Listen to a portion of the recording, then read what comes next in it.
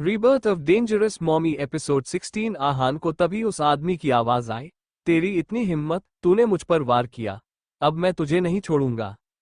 आहान ने जैसे ही वो आवाज सुनी, उसकी आंखें गुस्से से लाल हो गईं।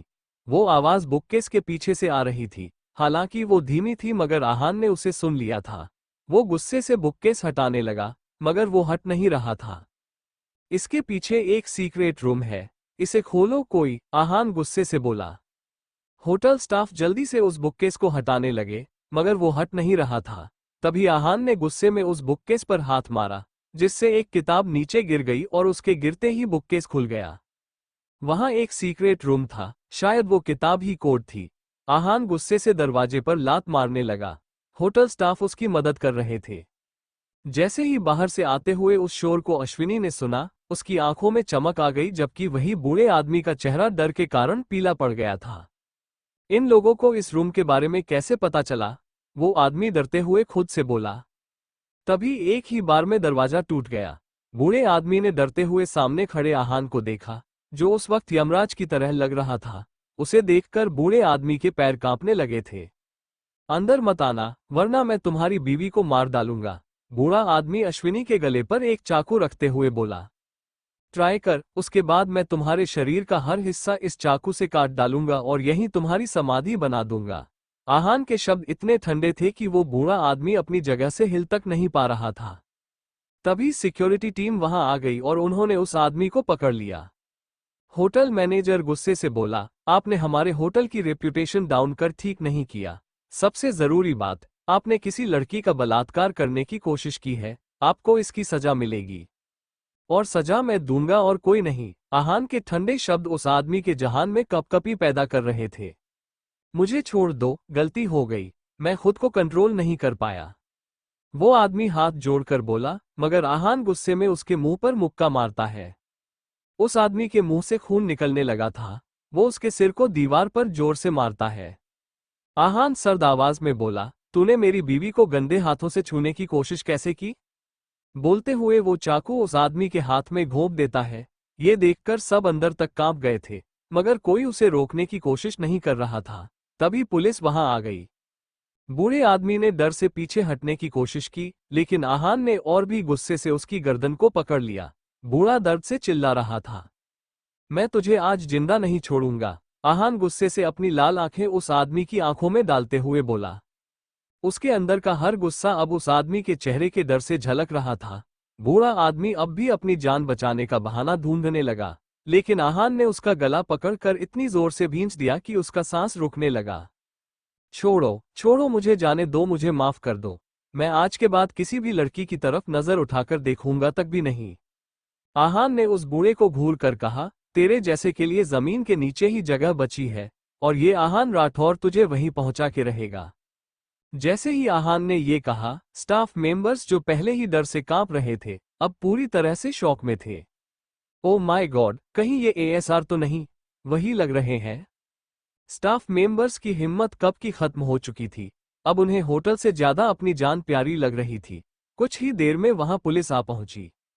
हम इसे जेल में अच्छे से सबक सिखाएंगे, आप इसे छोड़िए, एएसआर एक ने कहा। आहान ने गुस्से से उसका गला छोड़ दिया। आहान उस बुढ़े को पुलिस के हवाले करते वक्त भी एक लास्ट वार्निंग देते हुए बोला, याद रख, ये सिर्फ शुरुआत है, अगर तू दोबारा मुझे दिखा तो मैं तुझे मार डालूंगा। पुलिस ने उस बुढ़े को पकड़कर अंदर डाल दिया, लेकिन स्टाफ मेंबर्स अब भी डर से ठंडे पड़ गए थे। आहान ने तभी अश्विनी को देखा, जिसने पास पड़ी चाबी से उसके हैंडकफ और चैन को खोल दिया। आह, कितनी गंदी बदबू आ रही है इस शर्ट में, छी, अश्विनी लगभग वॉमिटिंग करते हुए बोली। Let's go. आहान ये बोलकर उन सभी स्टाफ मेंबर्स को घूरकर देखता है और अपनी कोल्ड, पावरफुल प्रेजेंस के साथ वहां से निकल गया। उसने अश्विनी को अपनी कार में बिठाया और वहां से चला गया। आहान गुस्से से ड्राइविंग कर रहा था। वो सोच रहा था अगर वो 1 मिनट और लेट हो जाता तो बहुत बड़ा अनर्थ हो जाता। अश्विनी जल्दी से आहान से बोली, मैं वॉशरूम की तरफ जा रही थी, तभी किसी ने मेरी गर्दन पर डंडा मारा। मुझे होश आया तो मैं बेड से बंधी हुई थी। आहान गुस्से से बोला, मन कर रहा है उस होटल को जला दूं।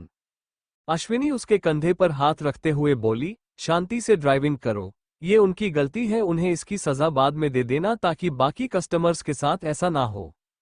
आहान अश्विनी के टच से थोड़ा शांत हो गया। मुझे नहीं पता तुम हर बार मुसीबत में कैसे फंस जाती हो, आहान गुस्से से बोला। अश्विनी मायूस होकर बोली, मुझे खुद नहीं पता। फिर गुस्से से, मेरा मन तो करता है इन लोगों की जान ले लूं। आखिर इनके पास खुद की लाइफ नहीं है क्या? बर्बाद करनी है तो खुद की लाइफ बर्बाद करें, दूसरों की लाइफ के पीछे क्यों पड़े हुए हो? फिर और भी ज्यादा गुस्से से, अगर उस आदमी ने मुझे बांधा ना होता तो मैं वही चाकू उसके पिछवाड़े में घुसा देती। आहान तिरछी नजरों से उसे देखता है। अश्विनी बोली, कसम से ऐसी ऐसी गालियां निकल रही है ना इन लोगों की वजह से। अश्विनी को आहान से ज्यादा गुस्सा आ रहा था। आहान अब तक क्लेम हो चुका था। वो लोग वापस राठौड़ मैंशन आ गए। वहां सब लोग लिविंग रूम में थे। देव और सूर्य हैरी के साथ खेल रहे थे। आ गए जनाब, शकुंतला गुस्से से आहान को देखते हुए बोली। देव और सूर्य खड़े हो गए। देव आहान के पास आया और बोला, डैडी आज यहां पुलिस आई थी। आई नो, आहान नीचे झुक उसे गोद में उठाते हुए बोला। सूर्य तभी अश्विनी को देख बोला, क्या हुआ मम्मा, आप कुछ ठीक नहीं लग रही।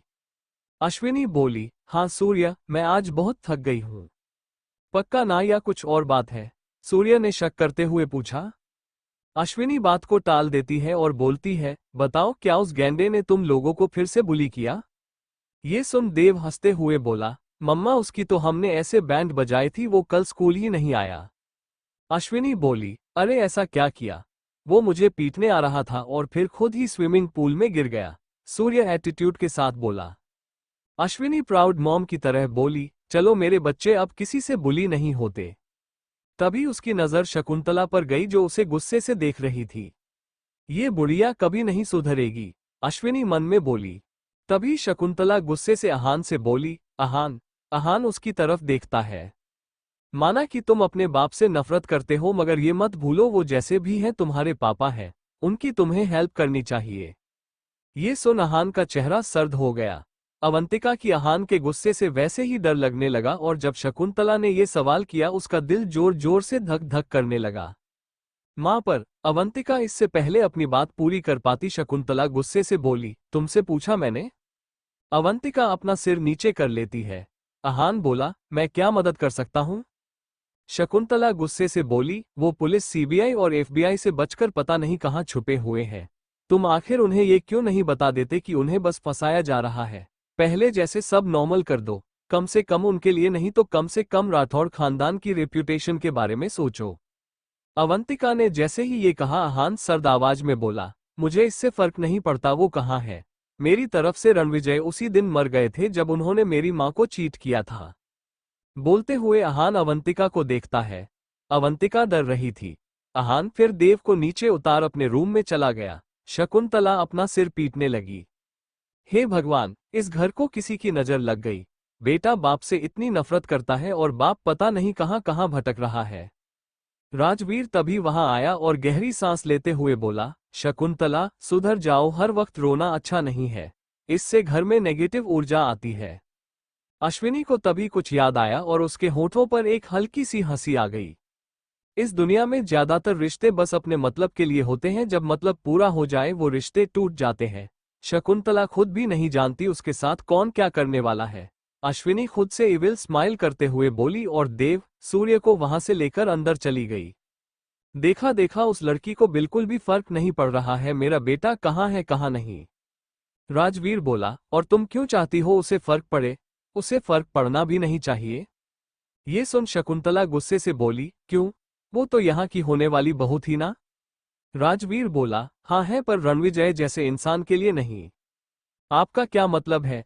आप खुद के बेटे के लिए कोई दर्द महसूस क्यों नहीं करते हैं? शकुंतला गुस्से से बोली। राजवीर बोलने लगा, रहने दो, तुम्हें सच पता चला तो तुम जीते जी मर जाओगी। बोलते हुए राजवीर वहां से चला गया। सुनिए, आपका क्या मतलब है? शकुंतला उससे पहले से भरे सवाल का जवाब मांगते हुए बोली, मगर राजवीर वहां से चला गया। राजवीर अपने रूम में आया और सिगार जलाते हुए गुस्से से बोला, इस वंश के वंशज खूनी हैं, अपनों का ही खून करते हैं, अपनों के बारे में बुरा सोचते हैं, रिश्तों का तो यहाँ कोई महत्व ही नहीं है। राजवीर अतीत की बातों को याद कर रहा था जो बस दर्द दे रही थी। वो चाहता तो था कि शकुंतला को सच पता चले, मगर अगर एक बार शकुंतला को सच पता चलता तो वो मर जाती। इसलिए वो कुछ भी बताना नहीं चाहता था। उधर ऊपर खड़ी अश्विनी ने सब सुन लिया था और उसके दिमाग में कई सारे सवाल मचल रहे थे। आखिर वो सच क्या हो सकता है? दादाजी कौन सा सच छिपा रहे हैं? क्या वो शकुंतला को अपने बेटे के काले कारनामों के बारे में नहीं बताना चाहते? अश्विनी ने खुद से सवाल किया और वो रूम के अंदर आ गई। वहां देव और सूर्य अपनी शर्ट उतार खड़े थे। मम्मा, नहाना है, देव बोला। अश्विनी उसे घूरते हुए बोली, हाँ तो नहा लो। मम्मा, ऐसे नहीं नहाना। तो फिर कैसे नहाना है? अश्विनी उसे घूरते हुए बोली। सूर्य बोला, वो रिच बाथ लेना चाहता है। रिच बाथ मतलब? अश्विनी ने हैरानी से पूछा। सूर्य बोला, अभी हमने एक एनिमे देखी थी, उसमें अमीर लोगों के बच्चे बड़े से बाथटब में पैसे, सोने के सिक्के रखकर नहा रहे थे। बाथटब में महंगे खिलौने थे और सोने की साबुन भी थी। देव फिर एटीट्यूड के साथ बोला, हाँ मम्मा, अब तो मैं दुनिया का सबसे अमीर बच्चा हूँ, रिच बाथ तो लूंगा ही ना। जाओ जाकर मेरे लिए सोने का पानी बाथटब में तैयार करो। देव अश्विनी को ऐसे बोला मानो वो उसकी दासी हो। देव अपने ख्यालों में डूबा हुआ था। फेक सिनेरियो अपने दिमाग में क्रिएट कर रहा था, जैसे वो सच में सोने के बाथटब में लेटा हुआ हो और उसकी आंखों पर डॉलर का ग्लास हो। आसपास बड़ी बड़ी लड़कियां उसे बात दे रही हो और उसकी बॉडी की तारीफ कर रही हो। अश्विनी गुस्से से तभी उसके कान पकड़ती है और बोलती है, गोल्ड का पानी नहीं होता समझे, बुद्धू। आओ मम्मा, पर एनिमे में तो देखा था। देव दर्द से अपने छोटे कान छुड़ाने की कोशिश करते हुए बोला। सूर्य उसकी हालत पर हंसते हुए बोला, वो बस उसका सपना था और रियलिटी में ऐसा कुछ भी नहीं होता। देव ये सुनकर उखड़ गया। तभी वहां आहान आया और अश्विनी को घूरते हुए बोला, अब तुमने इसके कान क्यों पकड़ रखे हैं? देव रोने की एक्टिंग करते हुए बोला, मम्मा ऐसी ही है, वो हमेशा मेरे छोटे छोटे कानों को बाइक के हैंडल की तरह मरोड़ने लगती है। ये सुन अश्विनी गुस्से से बोली, कम से कम बाइक मेरे इशारे से चल तो जाती है, मगर तुम वो भी नहीं चलते, हमेशा अपनी मनमानी करते हो। अश्विनी फिर अपने दोनों हाथ बांध आहान को घूरते हुए बोली, तुम्हारा लाडला अमीरों की तरह नहाना चाहता है, वो भी सोने के पानी से। तभी देव जल्दी से बोला, कोई जरूरत नहीं है डैडी, मैं और सूर्य आपके साथ नहा लेंगे। फिर आहान के पैर से लिप्ट अपना सिर रगड़ते हुए बोला, आप बाथटब में हमारे साथ नहाएंगे ना? Please please please. अश्विनी छोटी आंखों से देव की नोकझोंक देखे जा रही थी। ये लड़का कभी नहीं सुधरेगा। सूर्य भी तभी आहान के पास आया और बोला, हाँ डैड, आपको हमारे साथ स्विमिंग पूल में नहाना पड़ेगा। देव तभी बोला, नहीं, बाथटब में ज्यादा मजा आएगा। नहीं, स्विमिंग पूल काफी बड़ा होगा, बाथटब में हम फिट नहीं आएंगे। आहान अपनी आंखें बंद कर उन दोनों की बहस को कानों से सुन रहा था। उसकी भौहें आपस में सिकोड़ी हुई थीं। फिर वो एकदम से अपनी आंखें खोल धीमी आवाज में बोला, अच्छा ठीक है। ये सुन अश्विनी की आंखें बड़ी बड़ी हो गईं। उसे नहीं लगा था आहान भी बच्चों वाली हरकतें करेगा। कुछ देर बाद बड़े से बाथटब में हल्के गुनगुने पानी और टॉयज रबर डिकीज के साथ तैयार किया गया था। देव और सूर्य अपनी एक्साइटमेंट को काबू नहीं कर पा रहे थे। दोनों जल्दी वहां आ गए। जैसे ही उन्होंने टब में छलांग लगाई, पानी का छींटा उछला और पूरे बाथरूम में बिखर गया। क्यों ना मम्मा को भी यहीं बुला लें? देव ने आहान से कहा। वो यहां आएगी भी, आहान ने कहा। देव खामोश हो गया। तभी उसने एक छोटी सी वाटर गन उठा ली और सूर्य पर निशाना साधते हुए बोला, अब तुझे दिखाता हूं एक जबर शूटर का निशाना कैसे होता है। सूर्य ने भी एक वाटर गन उठाई और पलटवार किया। इस बार देख कौन जीतता है। आहान टब के एक कोने में बैठा हुआ था। देव और सूर्य की नोकझोंक देख रहा था। देव ने पानी के नीचे छुपकर सूर्य के करीब आकर उसे सरप्राइज देने की कोशिश की, लेकिन सूर्य पहले ही अलर्ट था और उसने देव के चेहरे पर एक बड़ी पानी की लहर उछाल दी। दोनों जोर जोर से हंसने लगे। ये क्या हो रहा है यहाँ? अश्विनी ने बाथरूम का दरवाजा खोले बिना ही बाहर से पूछा। मॉम देखो, देव ने मेरी वाली डिक्की छीन ली, सूर्य ने शिकायती स्वर में कहा। तभी आहान ने देव को कुछ इशारा किया। देव समझ गया और जल्दी से बोला, मम्मा, मैं गिर गया, मुझे बचाओ। ये सुन अश्विनी घबरा गई और जल्दी से अंदर आए। क्या हुआ देव, कैसे गिरे तुम? मगर अंदर का नजारा देख उसकी आंखें सिकोड़ गईं। देव और सूर्य पूरी तरह भीगे हुए थे और टब में एक रबर डिक्की को लेकर टग ऑफ वार कर रहे थे। कहाँ लगी तुम्हें? अश्विनी गुस्से से देव से बोली। देव एक्टिंग करते हुए बोला, आह मम्मा, यहाँ लगी मेरे पैर में। अश्विनी को लग रहा था जैसे देव ने जानबूझकर उसे यहाँ बुलाया है, मगर फिर भी वो जल्दी से वहां आई और देव का पैर जैसे ही देखने लगी, आहान ने उसकी कमर पकड़कर बाथटब में धकेल दिया। आह! अश्विनी जोर से चीखी। वो आहान की गोद में थी और उसके पैर बाहर थे। वो जल्दी से फड़फड़ाने लगी और वहीं देव हंसने लगा था। वाह! प्लान काम कर गया डैडी, देव हंसते हुए बोला। अश्विनी का चेहरा शर्म और गुस्से की वजह से लाल हो गया था। वो आहान से बोली, तो ये तुम दोनों बाप बेटे की चाल थी? सूर्य और देव दोनों ही अश्विनी पर वाटर गन से अटैक करने लगे। मम्मा बच्चों, आप हमारी दुश्मन टेरिटरी में हो, देव बोला। सूर्य बोला, अटक। वो लोग अश्विनी पर वाटर गन चलाने लगे। आह देव, सूर्य, शरारत करना बंद करो, मैं भी गई हूं, अश्विनी जोर से बोली मगर देव और सूर्य कहां रुकने वाले थे। मॉम, आप यहां से बचकर नहीं जा सकती, सूर्य बोला। अश्विनी के होठों पर हल्की स्माइल आ गई। अच्छा बच्चों, don't underestimate the power of Indian mummy, बोलते हुए अश्विनी बाथटब के पानी को सूर्य और देव पर अपने हाथों से डालने लगी। छपाक की आवाज वहां गूंज रही थी। आह मम्मा, ये चीटिंग है, देव बोला। अच्छा रुको फिर, बोलते हुए अश्विनी ने देव और सूर्य के हाथ से वाटर गन छीनकर उन दोनों पर अटैक करने लगी। आहान उनकी मस्ती देख रहा था। मॉम तो सच में स्ट्रांग निकली, बोलते हुए सूर्य भी बाथटब के पानी को उछालने लगा। वो तीनों ऐसे ही मस्ती कर भी गए थे। डैडी, क्या आप हमारे साथ नहीं खेलेंगे? देव बोला। अश्विनी को तभी एहसास हुआ कि वो आहान की गोद में थी। वो चारों बाथटब में थे और फिट भी नहीं हो रहे थे। ये देखकर अश्विनी का चेहरा शर्म और गुस्से से लाल हो गया। हाँ, मैं तुम्हारी मॉम के साथ खेलूंगा, आहान ईविल स्माइल करते हुए बोला और उसने अश्विनी के हाथ से गन छीन ली। अब टीम दो भागों में बच चुकी थी। वो बाथटब जैसे जंग का मैदान बन चुका था। अश्विनी और आहान आमने सामने बैठे थे और उनकी गोद में सूर्य और देव थे।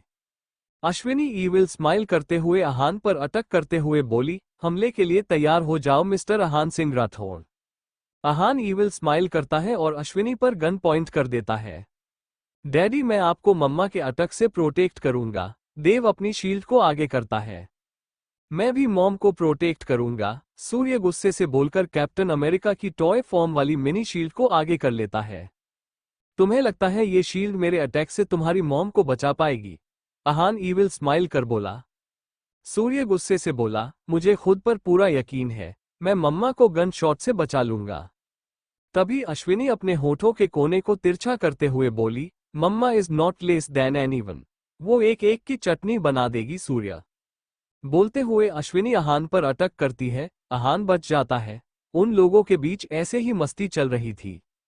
अश्विनी के अंदर अब लड़ने की और हिम्मत नहीं बची थी, मगर देव और सूर्य डक के लिए लड़ने लगे थे। ये मेरा डक है, नहीं मेरा। आह मम्मा, इसे समझाओ ना, मेरा बतख मुझे वापस कर दे। अश्विनी देव के सिर पर हल्की थपकी मारते हुए बोली, चलो, एक बतख तुम्हारे लिए और ये बेबी पांडा सूर्य तुम्हारे लिए, अब झगड़ा बंद करो। देव सूर्य को चिढ़ाते हुए बोला, देखा मम्मा मेरी साइड है। सूर्य ने थोड़ी नानुकुर के बाद रबर बतख देव को वापस कर दी और फिर से अपने वाटर गन के साथ खेलने लगा। तभी देव ने अचानक एक ऊंचा छपाक लगाते हुए पानी उछाला, जिससे थोड़ा पानी आहान के चेहरे पर भी आ गया। आहान ने देव को सख्त नजर दी और फिर खुद भी एक वाटर गन उठाकर दोनों की तरफ एम किया। देव अपनी जगह सिकुड़ते हुए डरने का नाटक करने लगा, डैडी प्लीज डोंट शट। लेकिन जैसे ही आहान ने उन तीनों को पानी से मारा, तीनों ही खिलखिलाकर हंसने लगे। अश्विनी का दिल भी हल्का हो गया और उसने देव और सूर्य के साथ मिलकर टब में मस्ती करनी शुरू कर दी। कुछ देर के बाद अश्विनी हंसते हुए बोली, बस भी करो अब, सब पानी फ्लो पर बिखरा पड़ा है। देव और सूर्य ने झूठ का अफसोस जताते हुए कहा, सॉरी मम्मा, नेक्स्ट टाइम हम बिल्कुल केयरफुल रहेंगे। अश्विनी ने घूरते हुए बोला, नेक्स्ट टाइम बाथटब में खेलने का सपना देखना भी मत। ये सुन देव और सूर्य दोनों का चेहरा लटक गया। आहान बोला, हम अब से रोज यही किया करेंगे। जैसे ही आहान ने ये कहा वो दोनों खुश हो गए और आहान से लिपट गए। वाह डैडी, हम सच में एक साथ नहाएंगे, देव ने कहा। सूर्य बोला, इसका मतलब यहाँ रोज एक वॉर होगी। अश्विनी अब चिढ़ गई थी, मगर वो इस बात को भी नहीं झुठला सकती थी कि उसे आज वाकई में बहुत मजा आया था। ये फैमिली मोमेंट था और वो इस पल को बेहद ही एंजॉय कर रही थी। वहीं स्पेन में अवनी और एमा इस वक्त दोनों कॉल पर थीं। एमा शॉक्ड होते हुए अवनी से बोली, व्हाट, सीरियसली प्रोफेसर तुम्हारे बंगले के सामने रहने आए हैं? हाँ, तुम्हें यकीन नहीं हो रहा? वेट, मैं तुम्हें एक फोटो भेजती हूँ। बोलते हुए अवनी एमा को अर्जुन की एक फोटो भेजती है जो खिड़की के पास खड़ा होकर कॉफी पी रहा था और उसका ध्यान फोन पर था। एमा बोली, यार ये तो सच में प्रोफेसर ही लग रहे हैं, बट आई एम शॉक्ड। यहाँ तुम्हारे आसपास ज्यादातर मकान खाली हो चुके हैं तो फिर ये यहाँ रह कैसे रहे हैं? आई डोंट नो यार, इन्होंने ये हाउस कैसे ले लिया, बट कहीं उन्हें कुछ पता न चल जाए वरना वो सर को भी भगा देंगे। अवनी उदास होते हुए बोली। डोंट वरी, आई थिंक ये तुम्हारे लिए एक अपॉर्चुनिटी है। तुम अर्जुन सर से मिलने के बहाने ढूंढ उनसे नजदीकियां बढ़ा सकती हो। मगर कैसे एमा? क्यों ना तुम स्टडी से रिलेटेड उनसे सवाल पूछने जाओ? यहाँ गार्ड्स मुझे जाने देंगे तब ना। कॉलेज के वक्त कहीं जाने ही नहीं देते और कहीं जाऊं भी तो मेरे आसपास मक्खियों की तरह मंडराते रहते हैं। I am getting sick of this life style. मैं कैद हूं, अवनी फ्रस्ट्रेटेड होते हुए बोली। एमा बोली, तुम कोई ना कोई बहाना बनाओ, वो मान जाएंगे। वैसे भी अर्जुन सर कौन सा तुमसे हर्म करेंगे। अवनी हम बोलकर कॉल कट कर देती है। अवनी फिर बालकनी के पास आ गई। अर्जुन वहां उसे नहीं दिख रहा था। इतना तो मैं जान चुकी हूं, सर इसी रूम में रहते हैं, पर क्यों? वो चाहे तो नीचे वाले फ्लो पर रह सकते हैं ना। अवनी के दिमाग में हजारों सवाल घूम रहे थे जिनका वो अर्जुन से जवाब जानना चाहती थी। क्या अर्जुन उससे प्यार करता है? अगर ऐसा होता तो वो उसे कोल्ड रिएक्शन नहीं देता। अवनी गहरी सांस लेकर बैठ गई। उसके दिमाग में तभी एक आइडिया आया और वो जल्दी से किचन चली गई। वहां के शेफ ने उनसे पूछा, आपको भूख लगी है? नहीं, मैं आज खुद के हाथों से केक बनाने वाली हूं, अवनी ने कहा। शेफ हैरान रह गई, मगर आपको ये सब करने की जरूरत नहीं है, मैं आपको केक बना दूंगी। कोई बात नहीं, मैं कर लूंगी, वैसे भी मैं बोर हो रही थी, अवनी ने कहा। शेफ कुछ नहीं बोली और अवनी को केक बनाते हुए देखने लगी। आज का केक खुद अर्जुन सर के लिए बनाऊंगी। ये पहली बार था जब वो किसी लड़के के लिए केक बना रही थी। वहीं रूम में अर्जुन ने इस वक्त चश्मा पहना था और वो अपने फॉर्मल कपड़ों में मौजूद था। उसके सामने किताब रखी हुई थी जिसे वो पढ़ रहा था। रह रहकर उसका ध्यान बार बार खिड़की की तरफ जा रहा था। अर्जुन ने गुस्से से अपनी किताब को बंद कर दिया और सिर पकड़ लिया। क्या है ये लड़की? मैं उससे अट्रैक्ट कैसे हो सकता हूँ? नहीं नहीं, मैं खुद को उसकी तरफ अट्रैक्ट नहीं होने दे सकता। She is distraction. अर्जुन गुस्से से खुद से बोल रहा था मगर रह रहकर उसकी आंखों के सामने अवनी का डांस आ रहा था जो उसने आज दोपहर में अपनी खिड़की से देखा था। ना चाहते हुए भी उसने खिड़की को खोल दिया और देखने लगा मगर अवनी वहां नहीं थी। उसने लंबी सांस ली और खिड़की वापस से बंद कर दी। इंडिया में आहान और अश्विनी ने अपने कपड़े पहन लिए थे। देव और सूर्य अभी भी बाथरूम में खेल रहे थे। सूर्य और देव, ज्यादा देर पानी में रुकना अच्छी बात नहीं है बेटा, अश्विनी गुस्से से वहां आते हुए बोली। देव बोला, मम्मा थोड़ी देर और खेलने दो ना। नहीं, कल खेलना, अश्विनी गुस्से से उन दोनों को बाथटब से उठाते हुए बोली। मॉम सही कह रही है, मैं भी थक गया हूं, सूर्य बोला। तभी देव के पेट में गुदगुद होने लगी। देव अपना टमी पकड़ बोला, मम्मा भूख लग गई। नहाने के बाद कितनी जोर से भूख लगती है ना, सूर्य बोला। अश्विनी उन दोनों को तौलिए से लपेट बोलती है, हाँ भूख तो मुझे भी लगी है, तुम दोनों को कपड़े पहना दूं फिर हम सब डिनर करने चलेंगे। अश्विनी देव और सूर्य को बाहर ले आए। वो उन्हें तौलिए से सुखा रही थी। वो दोनों पानी में भीगने की वजह से बेहद ही प्यारे लग रहे थे। उनके चेहरे पानी से भीगे हुए थे। अश्विनी उन दोनों को जोर से हक करते हुए बोली, आह तुम दोनों कितने प्यारे लग रहे हो। बोलते हुए अश्विनी उन दोनों के गोल मटोल गाल पर किस करती है। देव सूर्य को कोहनी मारते हुए दांत दिखाकर बोला, मम्मा हमारी क्यूटनेस को कभी रेसिस्ट नहीं कर सकती। सूर्य मुस्कुरा देता है, पर यह हैप्पी फैमिली ज्यादा दिनों तक और खुश नहीं रहने वाली थी। तूफान से पहले की शांति खुशी ऐसी ही होती है, किसी को कुछ समझ नहीं आता और जब तूफान आता है अपने साथ सारी खुशियां उड़ा ले जाता है। आहान के रूम में आहान इस वक्त कॉल पर किसी से बात कर रहा था। उसके चेहरे पर इस वक्त गंभीरता थी। सर, यहाँ कोई आदमी रहने आया है। यहाँ हमने सारे घर खाली करवा दिए थे तो फिर उसने ये घर कैसे ले लिया? मुझे वो कुछ ठीक नहीं लग रहा। उस आदमी ने जैसे ही ये कहा आहान के होठों पर एक शैतानी मुस्कान आ गई। पल पल की नजर रखो उस पर, वो जरूर मेरे दुश्मनों में से ही कोई एक होगा, आहान ने सीरियस टोन में कहा जिसे सुन उस आदमी ने हाँ बोल कॉल डिस्कनेक्ट कर दिया। आहान सामने लगी फोटो में उस लड़की को देखने लगा जो कि 5 साल की थी।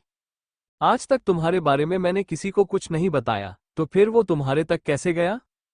आहान ने खुद से सवाल किया ही था तभी बाहर से किसी ने दरवाजा खटखटाया। आहान नीचे शैडो को देख समझ गया बाहर कौन होगा। कम इन, मिसेज राठौर। आहान ने ठंडी आवाज में जैसे ही ये कहा, अवंतिका रूम का दरवाजा खोल अंदर आ गई। उसने आहान को देखा जिसकी आंखों में नफरत थी। आहान की आंखें बिल्कुल उसकी मां इसाबेला की आंखों की तरह ही थी। अवंतिका को ऐसा लगा जैसे इसाबेला ही उसे घूर कर देख रही हो, जिसे देख अवंतिका डर गई। ऊपर से यहां अंधेरा था। बोलो किस लिए आए हो यहां? आहान ने सर्द आवाज में सवाल किया। अवंतिका बोली, मुझसे ऐसे बात मत करो। माना कि मैं तुम्हारी मां की जगह नहीं ले सकती, पर एक मां।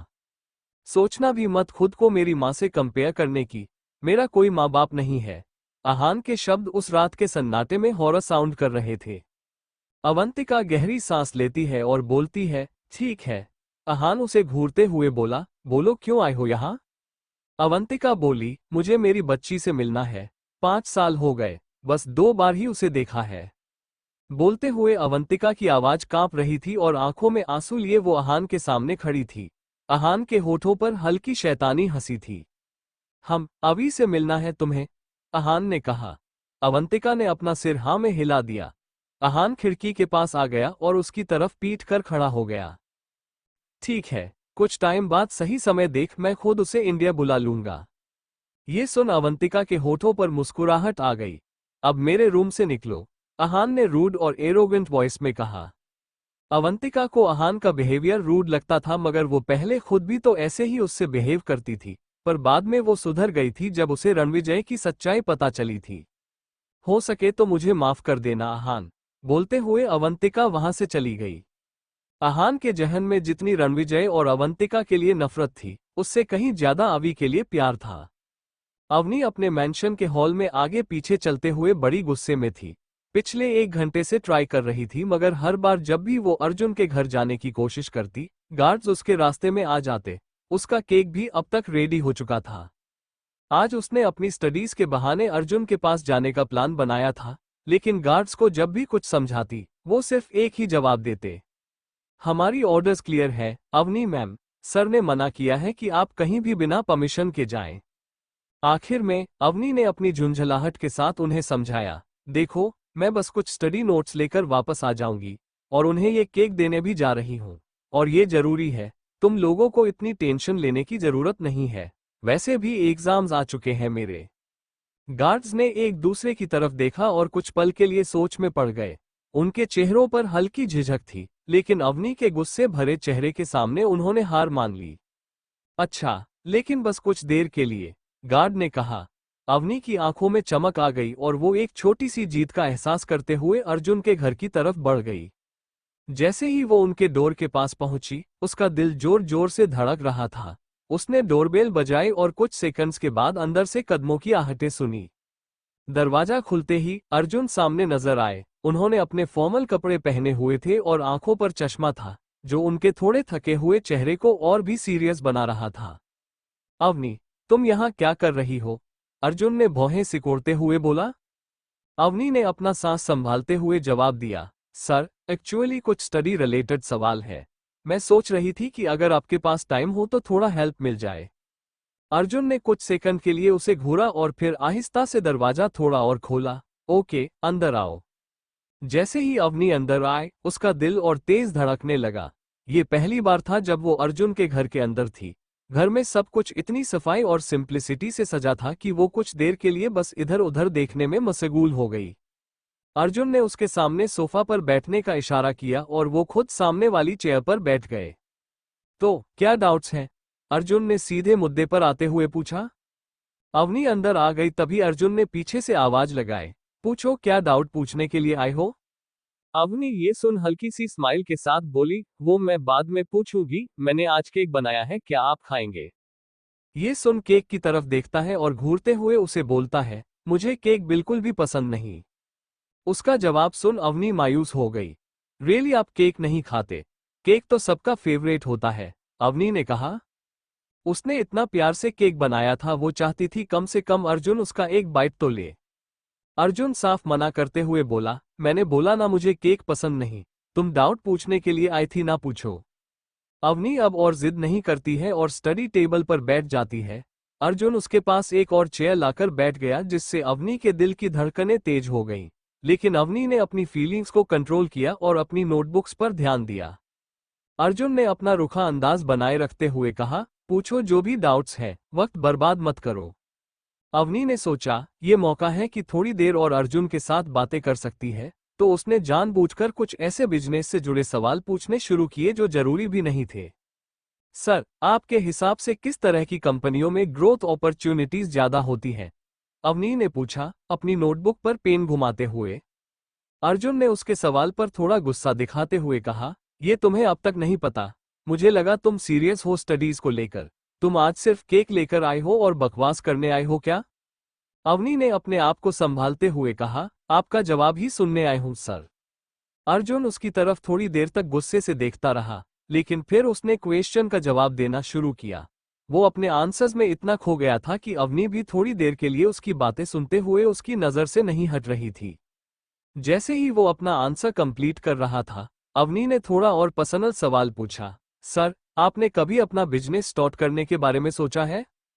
अर्जुन ने थोड़ा इरिटेट होते हुए कहा, ये तुम्हारे सिलेबस का पार्ट नहीं है, अवनी।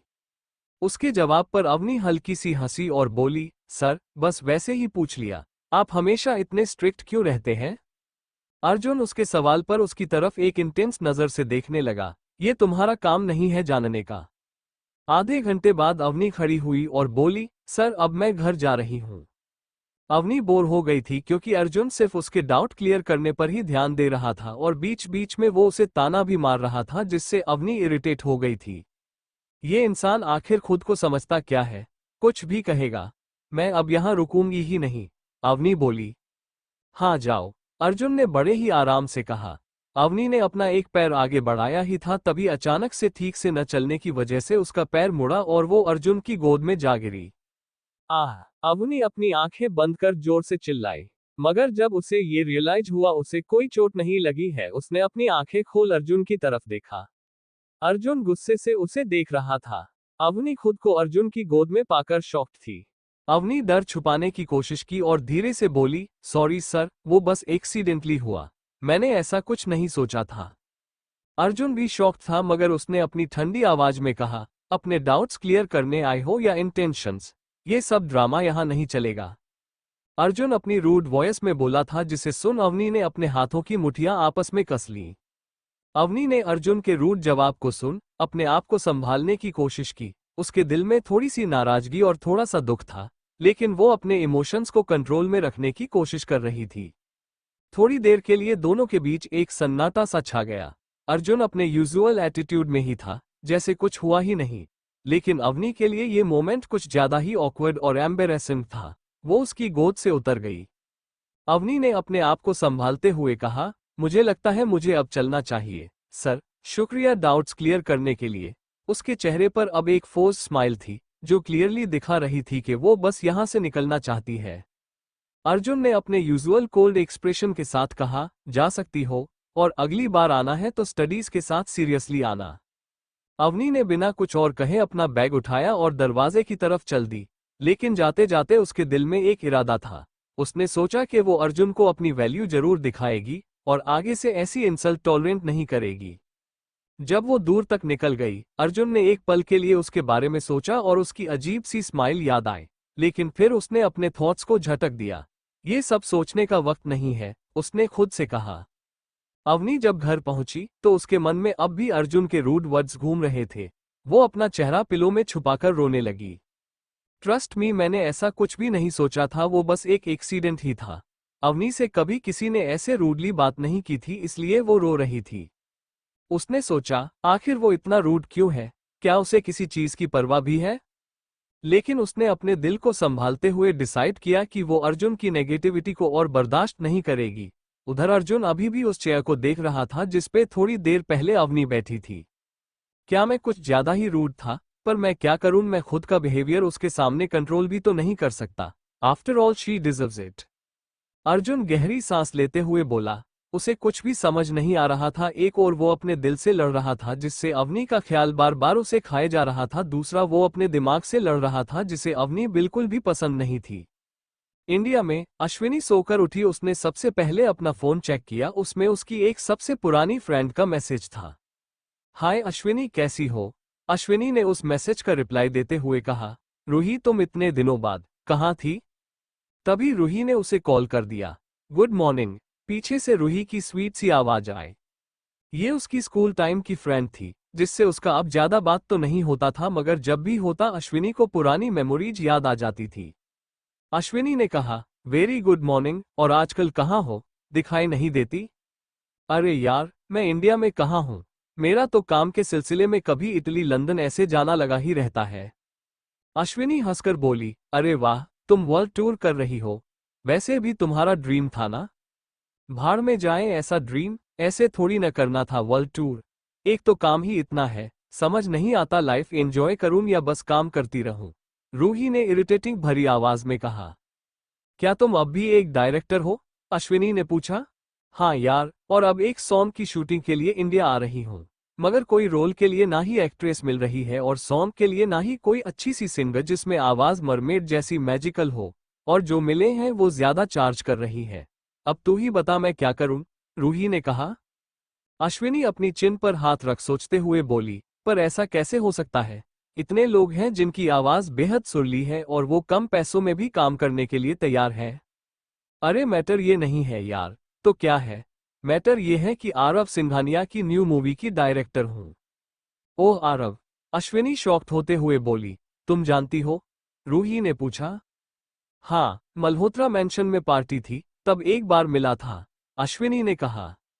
ये सुनकर रूही बोली, हाँ, वो मेरे साथ ही पड़ा हुआ है और बहुत ही डिमांडिंग है यार। उसे न कोई सिंगर पसंद आ रही है, न ही आइटम सॉन्ग के लिए कोई फीमेल लीड।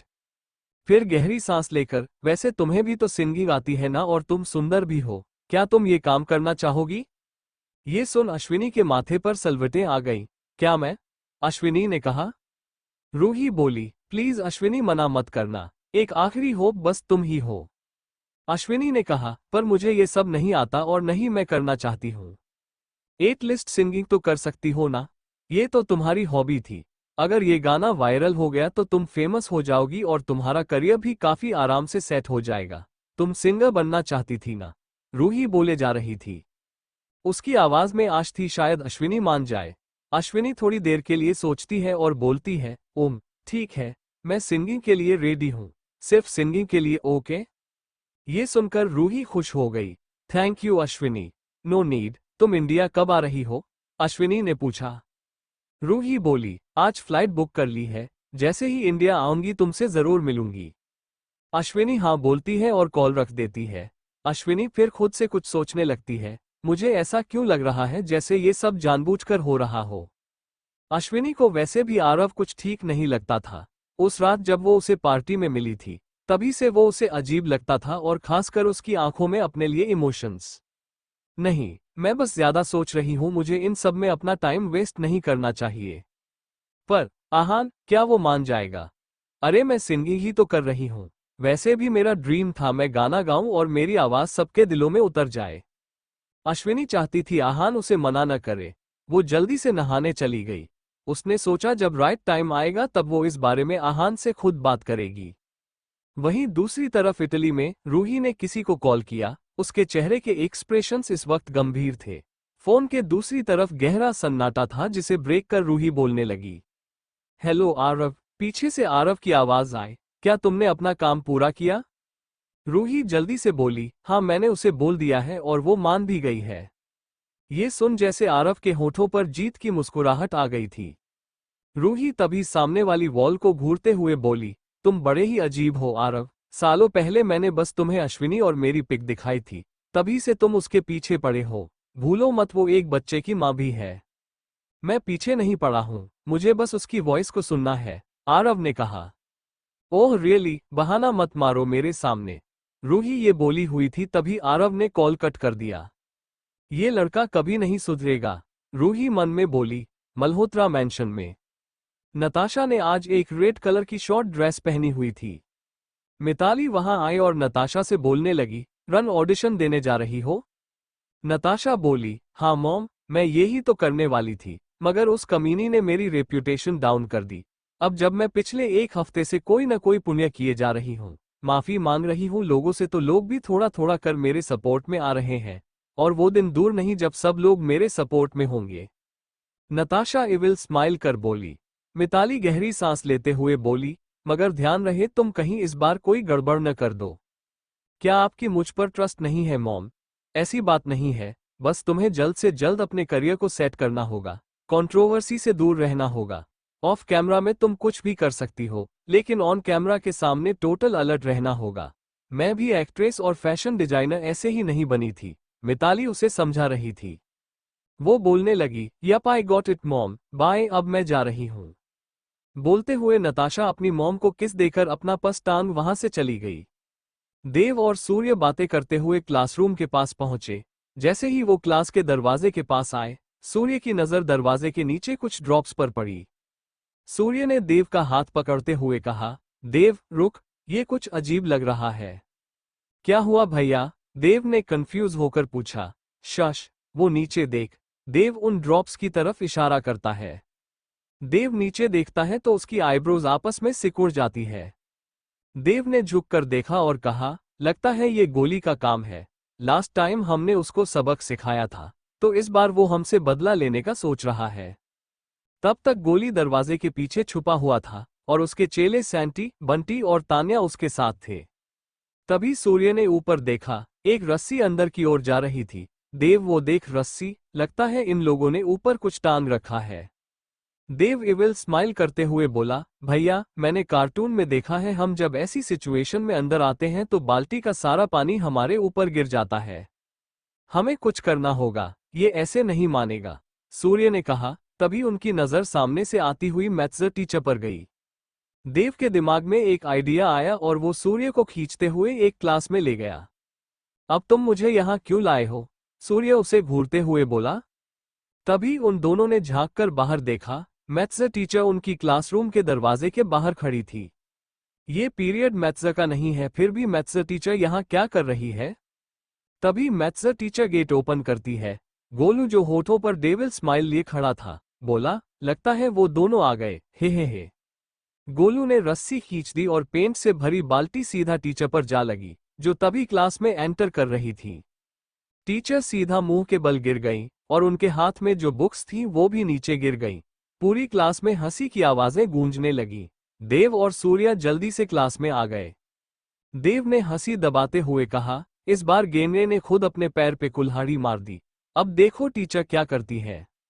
गोलू डरा सहमा सा खड़ा था। अरे नहीं बॉस, आपने ये कौन सा कांड कर दिया? सैंटी डरते हुए बोला। गोलू ने तभी डरते हुए देव और सूर्या को देखा जो उसका मजाक उड़ा रहे थे। ये पिद्दी लोग बच कैसे गए? अब मैं नहीं बचूंगा। टीचर ने अपना मुंह उठाकर पूरी क्लास को गुस्से से देखा और कहा, चुप हो जाओ वरना तुम सबके दांत तोड़ दूंगी, समझे? क्लास चुप हो गई। तभी टीचर की नजर गोलू पर पड़ी और उनकी आंखें गुस्से से लाल हो गईं। Thank you for listening. मुझे उम्मीद है आपको ये स्टोरी पसंद आई होगी। अगर आपको पसंद आई है तो प्लीज लाइक और कमेंट करना ना भूलें और मोर स्टोरीज के लिए सब्सक्राइब करें। मिलते हैं नेक्स्ट वीडियो में।